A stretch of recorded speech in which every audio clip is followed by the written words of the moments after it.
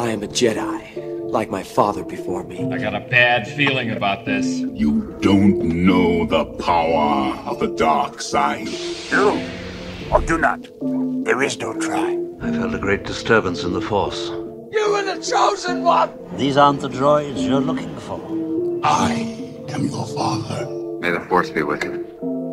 Salut et bienvenue dans New Deal, le podcast Slate Ifrit TTSO qui décortique l'actualité américaine en compagnie de Laurence Nardon, responsable du programme Amérique à l'Ifrit. Bonjour Laurence. Bonjour Romain. Alors Laurence, on revient beaucoup ces jours-ci dans la presse sur les 50 ans du film Les Dents de la Mer, un film de Spielberg. Mais nous, avec New Deal, nous partons cette fois plus loin, beaucoup plus loin, nous partons dans l'espace. Nous allons parler pour ce premier hors-série d'été 2025 des films Star Wars qui représentent un phare de la culture populaire américaine. Alors, les films ont eu un impact tout à fait significatif aux US même, mais aussi et peut-être encore plus à l'étranger où ils sont à eux seuls, sans conteste, une arme majeure du soft power américain.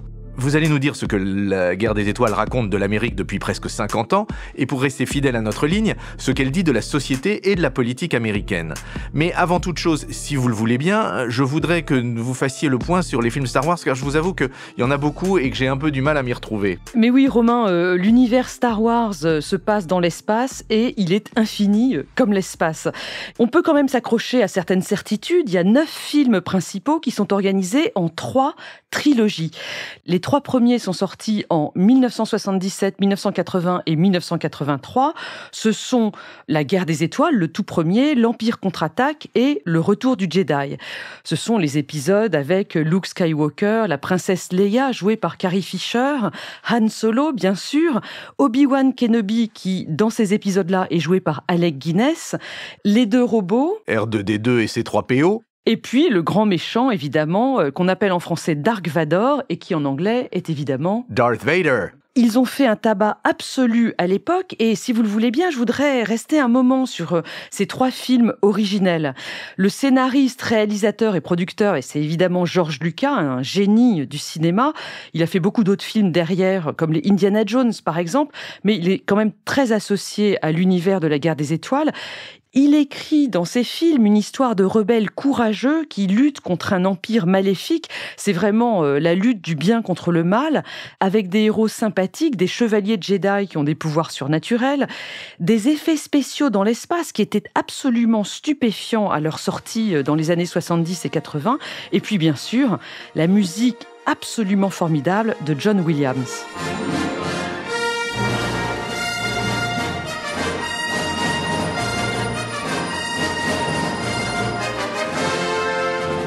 Je crois que tout le monde reconnaît le thème de la guerre des étoiles. John Williams est un compositeur vraiment lui aussi complètement génial. Il a fait énormément d'autres musiques de films par la suite, les Indiana Jones, E.T. l'extraterrestre, les Harry Potter et j'en passe.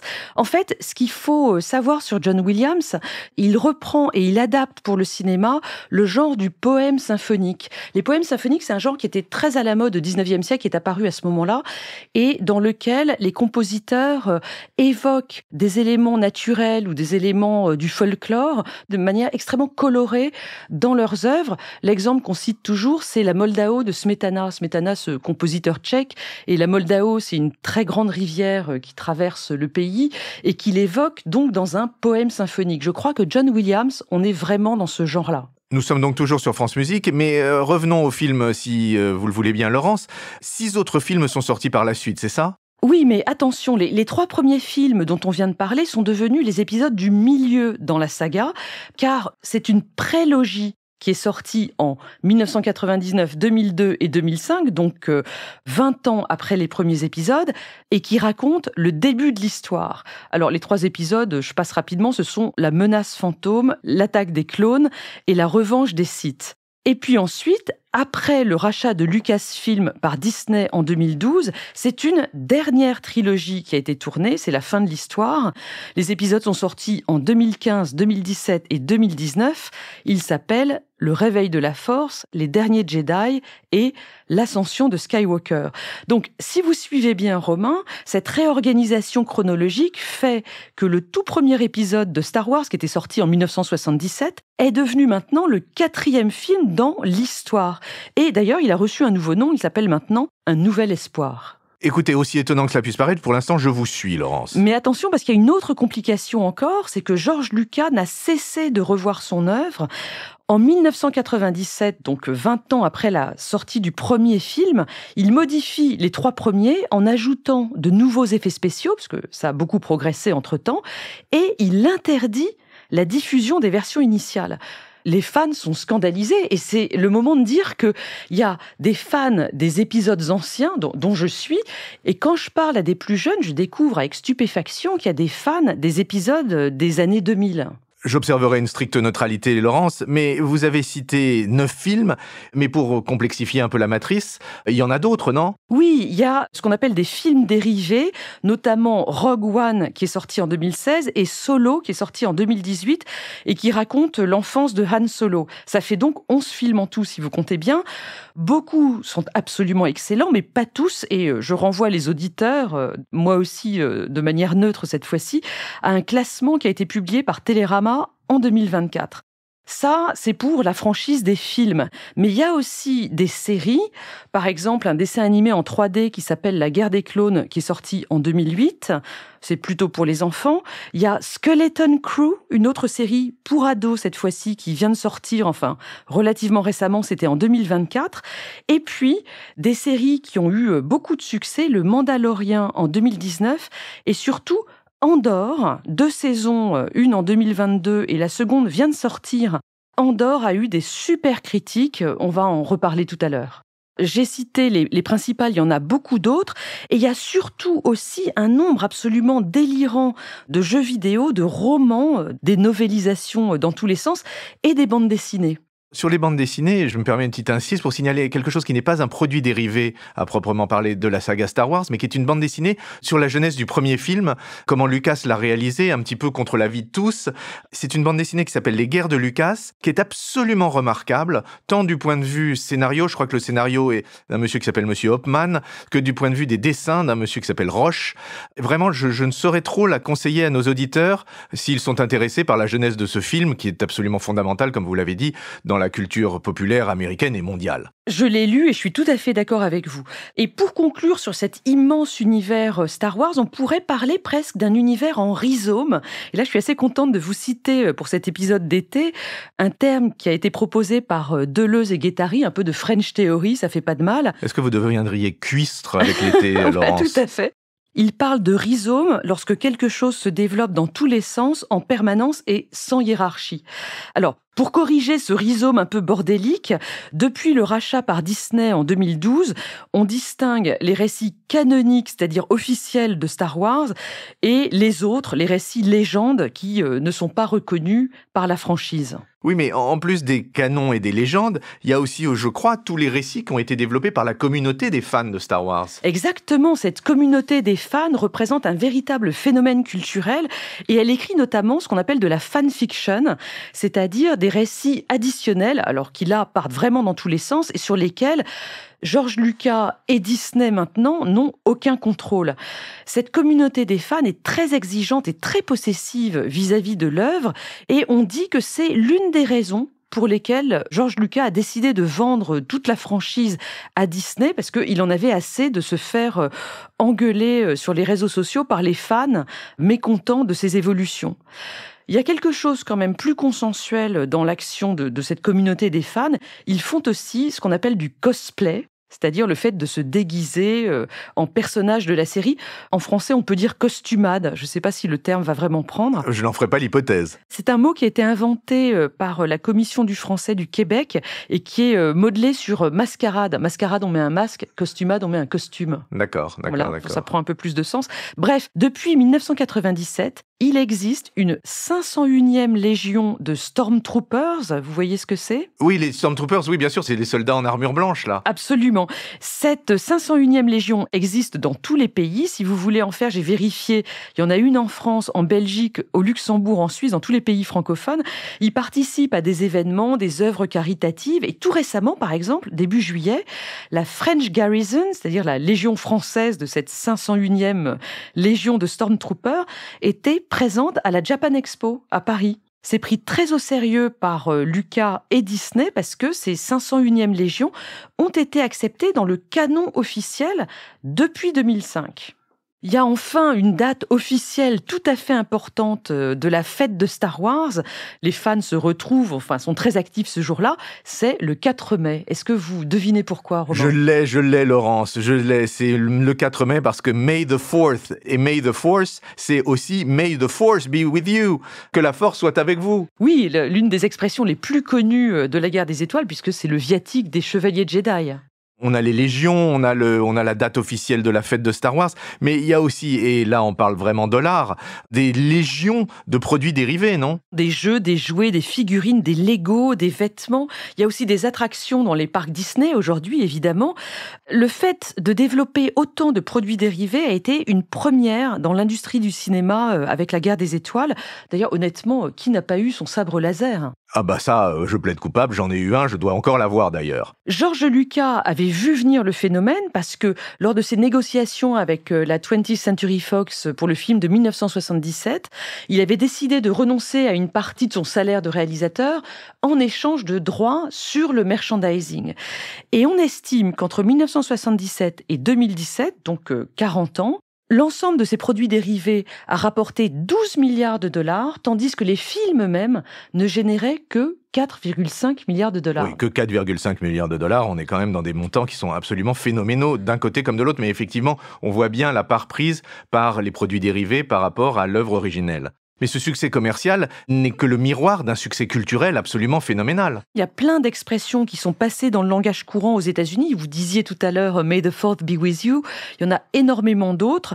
Elles sont très présentes sur Internet. C'est presque devenu des mèmes, comme par exemple « These aren't the droids we're looking for ». Ça veut dire quoi, ça ? Ça, c'est un moment dans le premier épisode où Obi-Wan Kenobi convainc 2 Stormtroopers qui les regardent d'un petit peu près que les droïdes qui sont avec eux ne sont pas ceux qu'ils cherchent, alors que ce sont ceux qu'ils cherchent, mais il leur a fait ce qu'on appelle aussi un Jedi mind trick, c'est-à-dire qu'il les a convaincus avec sa force surnaturelle. D'accord.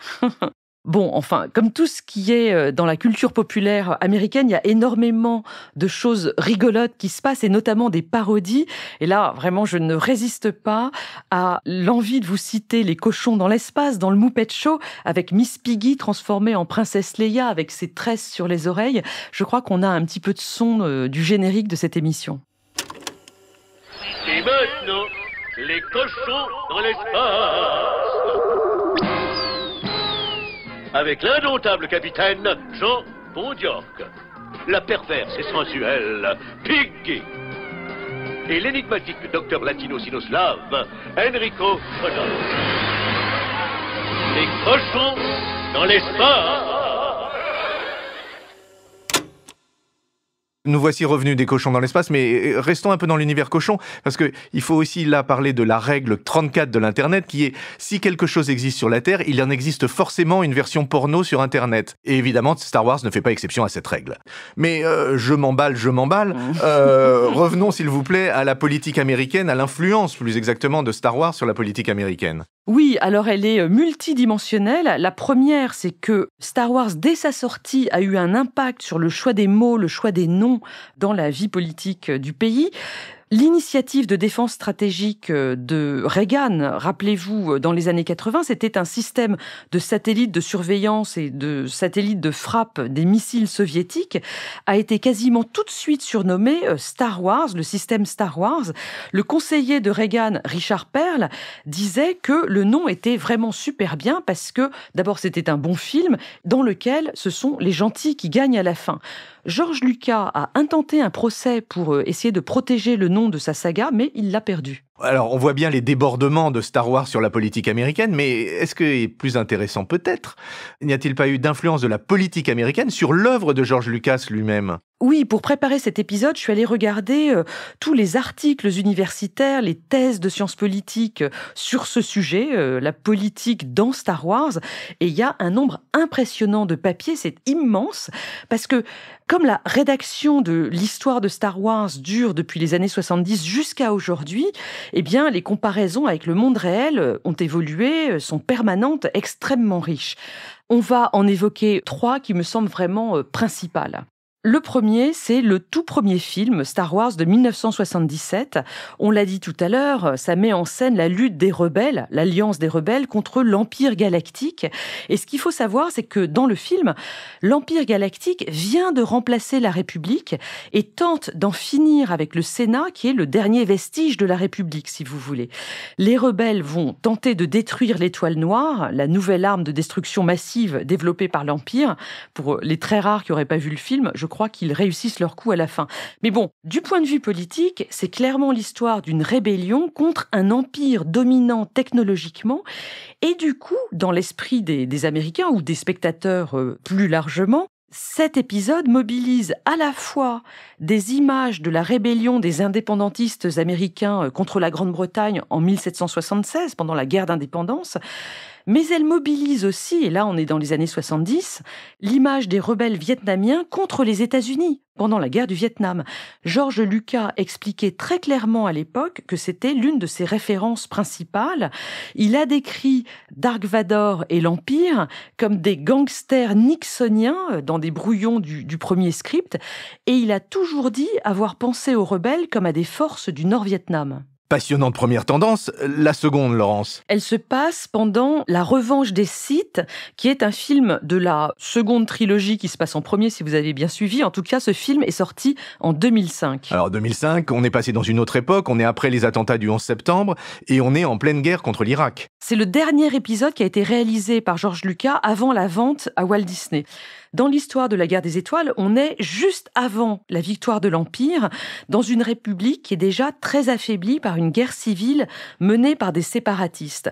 La république va sombrer et elle va être remplacée par l'Empire, avec un cortège de trahison, de corruption et d'assassinats politiques. C'est d'ailleurs le moment où l'apprenti Jedi Anakin va devenir le terrible Dark Vador. Il y a un moment qui est vraiment poignant dans le film, c'est celui où l'une des sénatrices commente la situation et explique que la liberté est en train de mourir sous les applaudissements. So this is how liberty dies. With thunderous applause. Oui, c'est la voix de Nathalie Portman qui joue la sénatrice Padmé. Je vois que vous êtes un fin connaisseur, Romain. Eh bien, quand le film est sorti, il y a eu énormément de comparaisons avec la guerre d'Irak, qui d'ailleurs n'ont pas toutes été validées par George Lucas. Je crois que ce film rappelle d'abord l'histoire de Rome, le passage de la République à l'Empire sous Jules César et Auguste. Et le troisième exemple d'influence de la politique sur les scénarios de Star Wars, on est plus récent dans la saga ? Oui, je voudrais vous parler de Andor, cette série, donc il y a eu une saison 1 en 2022 et une deuxième saison qui vient de sortir en avril-mai 2025, 12 épisodes à chaque fois. Cette série est écrite et dirigée par Tony Gilroy et tout se déroule autour du personnage de Cassian Andor, joué par Diego Luna, donc qui donne son nom à la série. On est au moment où la rébellion commence à se créer, à s'organiser contre l'Empire galactique. On est entre plusieurs films dont on a déjà parlé. Entre autres choses, le héros Cassian Andor va récupérer les plans de l'étoile noire, celle que Luke Skywalker va détruire plus tard, dans le tout premier épisode de 1977. Dans cette série, il y a beaucoup d'allusions au côté fasciste de l'Empire, aux tentatives de désinformation. C'est une époque très difficile et évidemment, les allusions à notre moment trumpien sont permanentes. On voit aussi beaucoup les doutes et les angoisses dans les trajectoires personnelles des héros. C'est l'avantage des séries par rapport aux films. On a le temps de vraiment développer beaucoup de choses. L'une des raisons pour lesquelles je vous invite vraiment à regarder cette série, c'est que une partie de l'intrigue se passe sur la planète Gorman. Cette planète est en proie au raid de l'Empire parce qu'elle possède des richesses minières et un mouvement de résistance va s'y organiser. Je ne veux pas divulgacher plus ce qui se passe.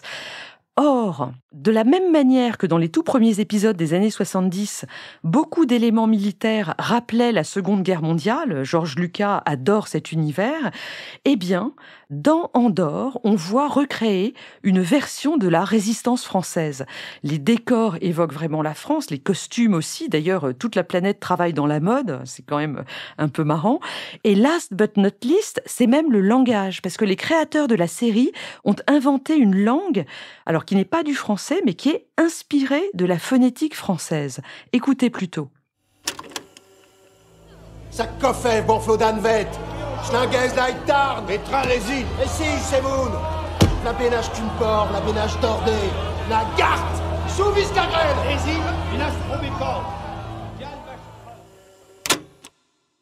C'est une version Disney de Un village français. Oui, absolument. Et donc, Romain, pour conclure notre épisode sur la guerre des étoiles, je voudrais vraiment insister sur l'usage de la liberté d'expression des créateurs de la série pour faire le lien avec les événements de l'actualité, souligner l'immense créativité d'Hollywood encore aujourd'hui, comme le montre le grand succès de cette dernière série.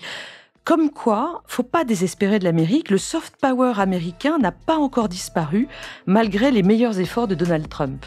Écoutez, acceptons-en l'augure, Laurence, même si les assauts de Trump ne sont pas restés totalement sans conséquences sur Hollywood, il me semble. Mais c'est les vacances, buvons un spritz, plongeons dans la mer, et retrouvons-nous dans 2 semaines pour un nouvel hors-série. Merci Romain, bonnes vacances. Bonnes vacances, Laurence.